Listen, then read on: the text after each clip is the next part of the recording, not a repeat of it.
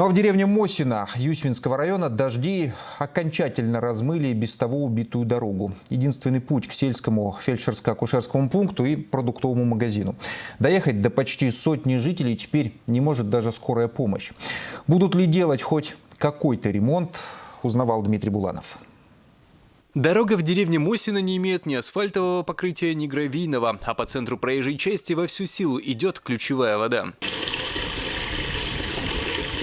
По этой дороге не могут проехать ни экстренные службы, да и не каждый внедорожник скарабкается в гору. Раисе Никулиной поставили диагноз – аппендицит. Нужна была срочная госпитализация, но машина скорой помощи не смогла доехать до дома. В итоге пришлось идти пешком. До сюда невозможно скоро доехать.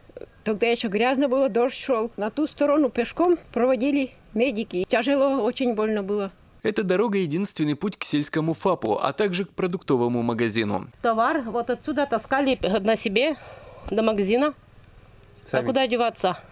Кто хочет кушать хлеб, и таскали все. По словам местных жителей, дорожное полотно окончательно испортилось после обильных дождей. Из-за разбитой дороги отрезанными от большой земли оказались сразу несколько улиц в деревне Мосино. Кроме того, только по этой дороге можно добраться до деревни Жуково, которая находится отсюда в нескольких километрах. Местные власти говорят, что дорога в Мосино принадлежала поселенческой администрации, и ухода за ней не было. Теперь перешла к районным чиновникам. Они обещают в скором времени приступить к ремонту, но когда это произойдет, не знают. В рамках содержания будут приниматься все меры, чтобы поддержать хотя бы проезжее состояние.